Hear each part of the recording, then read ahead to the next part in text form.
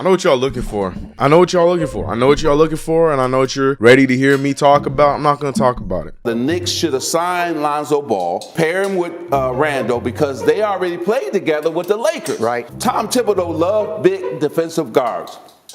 Perfect guy. He shot 43% from the three-point line this year. I'm not going to talk about it. Oh, man. I wish the Knicks just listened to me. Yeah. Yesterday, Magic Johnson went on to First Take. He went on just ESPN in general because he went on First Take. He went on Get Up. Everywhere that he was given a microphone, and he echoed the sentiment that I was talking about so loudly last offseason. He echoed the sentiment that the Knicks should have went after Lonzo Ball. Stephen A. Smith wasn't happy about it, nor do I care, because I never care about any take that Stephen A. Smith has to make, at least about the Knicks. But yeah, I mean, I will forever agree with the points, and this is the last time I'm going to talk about it, because look, guys, though it is Zodu NY forever, it's over. It's done with. He's not going to be a Knick. That dream has set sail. I don't think the Knicks make a trade to get him. I don't think any of that stuff is going to happen. He ended up fitting way too well with the Bulls, so they're happy and rada. He's not going to leave the Bulls. I know he's going through an injury situation right now. I think it's being played up more than it is. I think once he comes back from the injury, he's going to be back better than he was before. I mean, the kind of surgery he had, I think they downplayed it, his return in the first place. I said that when they initially said how long he was going to be out for. I think they downplayed it for the type of knee surgery that he had, but now it's turning to old drama. I think that's neither here nor there. I'm over it. He's not going to be a Knick. I got to move on, man. I got to move on. I'll be watching Lonzo Ball from afar with a tear going down my face. But what is going on with the Knicks right now? What will be our point guard situation? Are the Knicks putting themselves in a position to get a solid point guard in this draft? Or maybe that's just not the decision, because right now the Knicks are clicking. We know about the report where there's no Julius Randle for the remainder of the season, which, might make people smile, and that's the bad part, because they're making you smile, because the Knicks are going to probably play a better brand of basketball. So that's the big thing, to win or not to win. We talked about it before, but now we are approaching the final week of Knicks basketball, and now that question is more important than ever. We have the Nets coming up, and we have the Wizards coming up. Two games where to other people you see the Knicks are playing those teams and it's a blech game, but as a Knicks fan, those are two very important-ish games for us. A Knicks versus Nets rivalry that we always want to see us beat the Nets, and Kristaps Porzingis is out there feeling himself in Washington, and we don't like that. So that's the thing. There's such unaligning feelings. Like, I kind of want to win these games, but I know I shouldn't win these games. Let's talk about it. To win or not to win? That is still the question. Oh, boy. Run the intro.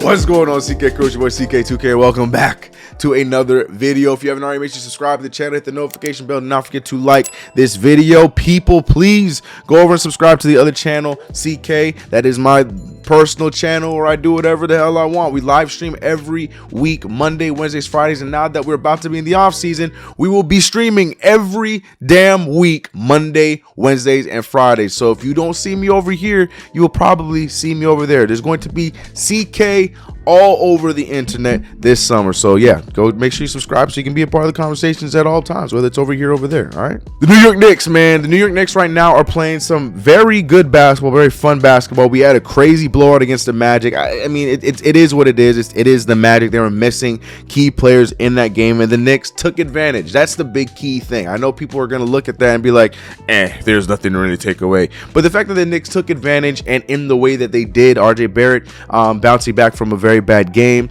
We saw IQ on triple-double. All kinds of different things that went well for this team. Those are positives, because the Knicks typically are known to not win games that they should win. The Knicks typically play to their competition in a lot of instances, and that instant they didn't. I feel like we've learned more about the possibility of the New York Knicks and who the Knicks could have been or should be long term in the last 2 months. 2.5 months, I would say March, late February, and now here in April, that we learned all season, because Tom Thibodeau's hand was forced. I want that to never be forgotten. Tom Thibodeau's hand was forced, and he was interjecting these younger guys in, which meant better basketball, and we're seeing what this team can do. We're seeing that this team has a possibility of moving fast. And what's crazy is that if Tom Thibodeau would run these young guys and still play his vets, like a lot of the content creators as well as you guys, fans of the Knicks, were saying all over social medias, whether it's here in comment sections, over on Twitter, wherever the case may be, where you can still use your veterans, but make sure you're playing through the young guys, and you might get a better result. But Tom Thibodeau was stuck in his ways, and I think that is the main thing that has a lot of people wanting Tom Thibodeau fired, is just his stubbornness. And that is something that worries me a lot. I really am worried that with everything that he's learned in these last few weeks of basketball, when the new season starts, he's going to go right back into good old Tom Thibodeau mode, regardless of who we have on this team. And I think that can be detrimental to us having a good season next year. But we'll see what happens. I don't think he's gonna get fired. I know a lot of you guys are still believing in that dream. I don't think he gets fired. I think it's more realistic that Randall gets traded and he gets fired. The point of the matter is, right now the Knicks are clicking more and a lot better than we have all season long, and of course it's at the wrong point of the season. It got to our lowest point when we were projected to get the 6th pick or 7th pick in the draft, and Tankathon became every Knicks fan's favorite website yet again. I want to say early February, late January, and people were, like including myself, were accepting the point that this team is just not good and we need to focus on the draft. Then what is something we wanted to happen in November ends up happening in February, that ends up being a lot more beneficial than the coaching staff and the front office thought. And that's when they switched over and started playing the young guys. And now the Knicks have been playing their best version of basketball in the last month, 2 months and some change, which is great to watch as a Knicks fan that does not like to see your team lose. But when you're talking about, where the team is at and what needs to change for the team, and, putting yourself in a position to improve the team, it's not smart. It's just not smart, because we went from being able to get one of the best available talents in this coming draft, even though it's not a heavy draft. We went from being in a good power position because of just how unfortunately bad we've been all season, to now we pick up our play when it doesn't matter. We've been eliminated from the playoffs, and now we're probably going to get just a run-of-the-mill lottery pick. Now, mind you, this regime, say what you will about the regime, they've done a good job the later that the pick is in this draft. Look at the last few drafts, any of the later picks, they've all been knockout hits, from Quickly, Grimes, you can go down the list, Mitchell Robinson. Later picks have always been very good picks for the New York Knicks outside of RJ Barrett. So maybe that's their game plan, and maybe it's better for us to get a late lottery pick, because we might take a guy that drops that should have been a lot higher, that ends up being a big piece for our team. So we can look at it that way, because that's just been the model of this guy. With guys like Walt Perrin, that's been in the mix, he pays attention to those diamonds in the rough, so maybe we are in a good spot for that. But looking at it logically, there's names like, Johnny Davis's that we could have probably swiped up, or, the possibilities like a Jalen Duren coming to us and those kind of things. With the Mitchell Robinson rumors, those kind of names are suddenly just a little bit out of reach, because they're probably going to get snagged right ahead of us. So it's one of those things where, yes, winning is great, and it's really nice to see these young core click and play well together, but it's also just that other side that's in the back of your mind. I know a lot of you guys are just full tank mode. I cannot go full tank, but I understand the mentality of that at this point of the season, when we got eliminated. So right at this point, just play the young guys and just see what happens. And I can't even say Tom Thibodeau's still doing that, because Alec Burks is still our starting point guard. So yeah, man, it's a catch-22 kind of situation, and I feel like that's just how I always am. I'm a competitive guy, and when I see my favorite team, whether it is basketball, whether it's football, whatever sport I'm watching, whatever the situation is, it's still, my pride still wants to make sure that my team wins.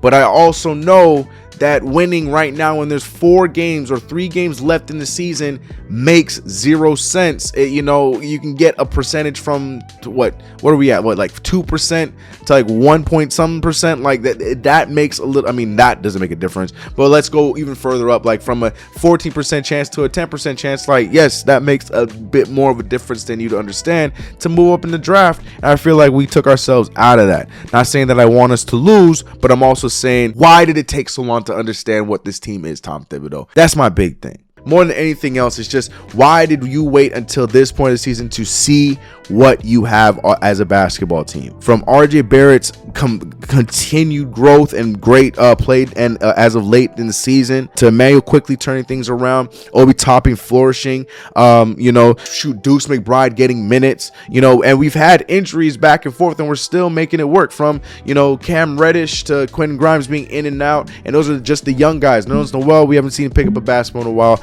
Derrick Rose, now Julius Randle is out for the remainder of the season. Like, it just feels like we blatantly see Tom Thibodeau's game plan not be as good as what the team actually has, and I think that's the main reason why a lot of people want to see him fight. Now, I'm all over the place, but the main thing I'm trying to talk about right now is the want to win versus the common sense around winning right now. Now, I'm not saying go out there and pretend everybody's injured and play bad. I know some of you guys might want that. I'm not saying that. I'm just saying that you can't help the fact that this team is going to play better right now because you have the best players that are on the team playing together, that the best combinations on this team that are playing together right now. They're just going to play a good style of basketball.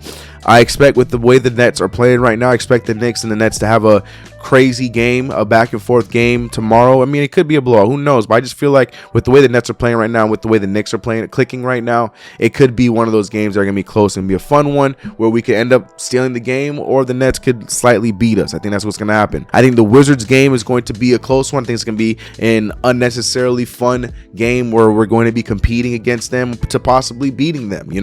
There's a potential that we go out with a winning streak, as we tend to do in these drafts. But like I said, the main difference is we got guys like Walt Parent behind the scenes, and maybe they can get us a guy that, would benefit us at like the 14th, 13th pick in the lottery. So there's that. All I know is, with the rumors around Mitchell Robinson, I don't feel like we're going to retain Mitchell Robinson, and right now I got my eyes on Jalen Durant. But we're going to talk about prospects and guys that the Knicks should get here after this week is done, going into the off season. What do you guys think, man? That was a long-winded way of me saying that yes, it would be great to lose right now, but unfortunately, with the way that this team is playing right now, there's a huge possibility that we can win. And though it would be great to go out there and hope that we lose so we can get a better draft pick, I don't know about you. I don't want these guys that are part of the future of this team to go out there and just sell games, because that is building habits that are not going to be good for us long term. I want them to go out there and play hard. It's just unfortunate that it took this long for Tom Thibodeau to realize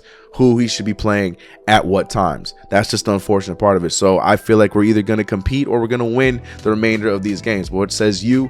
Do you think we should just sell? Do you think RJ Barrett should sit out for the remainder of the season so we can lose these games? What are your thoughts about it? Do you understand what I'm saying, where it'd be nice to lose so we can get a better draft pick, but at the same time, you want to see these guys keep playing and keep proving themselves?